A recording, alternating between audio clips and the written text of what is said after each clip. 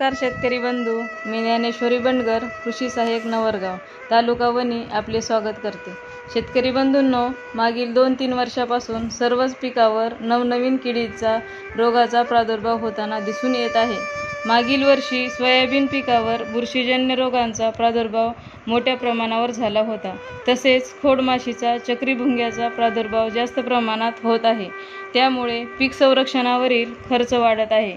म्हणून बियाण्यावर बीज प्रक्रिया करणे आवश्यक आहे। तर बीज प्रक्रिया म्हणजे काय?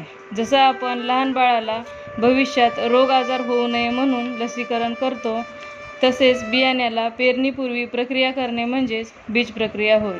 बीज प्रक्रिया करत असताना FIR पद्धतीने बीज प्रक्रिया करणे फायद्याचे असते। तर FIR म्हणजे काय? F म्हणजे फंगिसाईड म्हणजेच बुरशीनाशक, I म्हणजे इन्सेक्टिसाईड म्हणजेच कीटकनाशक, R म्हणजे रायझोबियम, PSB, KMB। सोयाबीनच्या बियाण्यावरील साल नाजूक असल्याने बुरशीनाशक प्लस कीटकनाशकाची औषधे बाजारात उपलब्ध आहेत। त्यांची बीज प्रक्रिया करू शकतो। 2 ml प्रति किलो बियाण्यास लावावे। रासायनिक बीज प्रक्रिया आपण पेरणीपूर्वी 2 महिने अगोदरही करू शकतो आणि जैविक बीज प्रक्रिया पेरणी दिवशी पेरणीपूर्वी 2 तास अगोदर करावी। रासायनिक बीज प्रक्रिया करण्यासाठी कार्बोक्झिन प्लस थायरम 3 ग्रॅम प्रति किलो बियाण्यास व थायमेथॉक्झाम 10 ml प्रति किलो बियाण्यास बीज प्रक्रिया करावी।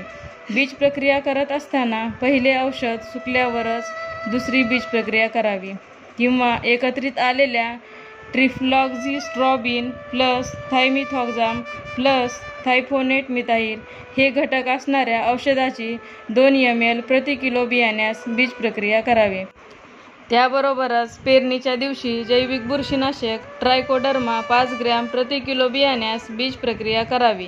अन्नद्रव्य व्यवस्थापनासाठी आपण वेगवेगळ्या जीवाणुसंवर्धकाचा वापर करू शकतो। त्यामध्ये रायझोबियम पावडर स्वरूपात असेल तर 25 ग्रॅम आणि लिक्विड स्वरूपात असेल तर 10 ml प्रति किलो बियाण्यास बीज प्रक्रिया करावी। त्याचबरोबर स्फुरद विरघळणारे जीवाणू म्हणजेच PSB पावडर स्वरूपात असेल तर 25 ग्रॅम आणि लिक्विड स्वरूपात असेल तर 10 ml प्रति किलो बियाण्यास बीज प्रक्रिया करावी। पालाश उपलब्ध करून देणारे जीवाणू म्हणजेच KMB 25 ग्रॅम आणि लिक्विड स्वरूपात असेल तर 10 ml प्रति किलो बियाण्यास बीज प्रक्रिया करावी। बीज प्रक्रिया करून बियाणे सावलीत सुकवून पेरणी करावी।